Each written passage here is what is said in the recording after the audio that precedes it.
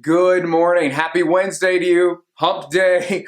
My name's Evan Smith. I am the pastor at Second Presbyterian Church here in downtown Stanton, and I'm coming to you today for your daily Lenten devotional.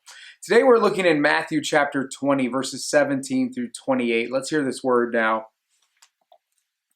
While Jesus was going up to Jerusalem, he took the 12 disciples aside by themselves and said to them on the way, "See, we're going to Jerusalem, and the Son of Man will be handed over to the chief priests and scribes, and they will condemn him to death.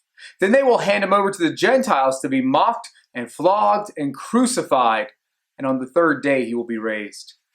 Then the mother of the sons of Zebedee came to him with her sons, and kneeling before him, she asked a favor of him.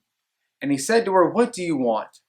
She said to him, "Declare that these two sons of mine will sit, one at your right hand and one on your left, in your kingdom."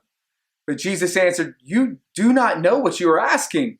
Are you able to drink the cup that I am about to drink?" They said to him, "We are able."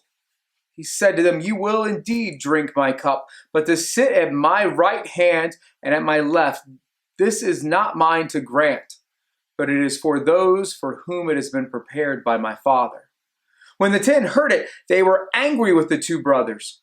But Jesus called them to him and said, "You know that the rulers of the Gentiles lord it over them, and their great ones are tyrants over them. It will not be so among you, but whoever wishes to be great among you must be your servant. Whoever wishes to be first among you must be your slave, just as the Son of Man came not to be served, but to serve, and to give his life as a ransom for many." So in this passage, they're going to Jerusalem for what's going to be the last time, and Jesus is going to be crucified. And he takes the 12 aside, because there were crowds following him. So he's just taking the 12 aside, some time for them, and he's explaining, "I'm going to be handed over to the chief priests. They're going to hand me over to the Gentiles. I'm going to be beaten. I'm going to be flogged. I'm going to be crucified. But on the third day, I'll rise again."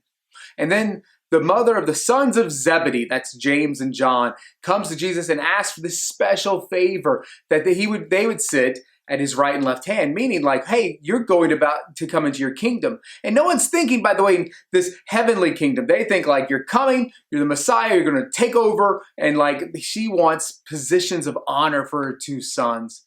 And Jesus, who knows what's ahead of him, says, "You don't know what you're asking." And they think they do. And then Jesus explains, he says, with the Gentiles and the tyrants and all that, like they lord their authority over others. But that's not what greatness in the kingdom is. Greatness in the kingdom is to be a servant, to be humble. And we touched on this a little bit yesterday. But there's an aspect of servant leadership I want to touch on today. And that is vulnerability.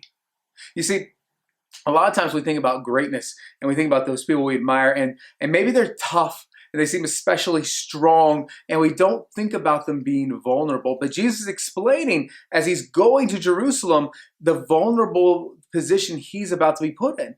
Like he is putting himself into a position where he's going to be able to be beaten, where people are going to flog him and to crucify him. And that doesn't seem like a position of strength, and yet it was the servant leadership that Christ had to demonstrate. So when we choose to serve others, we do put ourselves in a place of vulnerability, a place where we're more open to being hurt, to being taken advantage of, which is kind of what James and John's mother was trying to do to Jesus.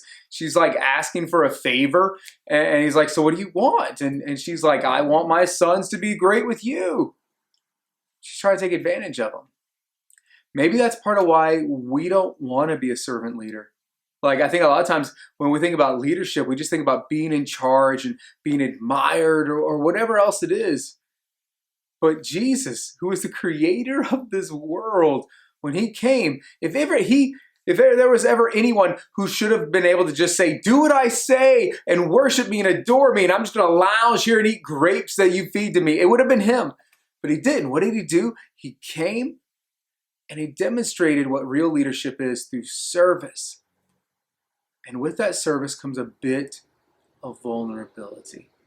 And like I said, maybe that's why we don't always want to be a servant leader, because we have trouble being vulnerable. But I think sometimes greatness in the kingdom of God, sometimes just being a follower of Jesus, means we have to allow ourselves to be vulnerable, to be open to receiving hurt. Because if we're open to receiving hurt, we're also open to all the other good things that come in. And that's an important place to be if we want to be not just a leader, but a follower in the kingdom of God, to be a follower of Jesus. And that is your word for today. I hope you've enjoyed this. If you have, please click the like button, maybe even share it on your own Facebook page. Thanks a lot. Have a great day, and goodbye.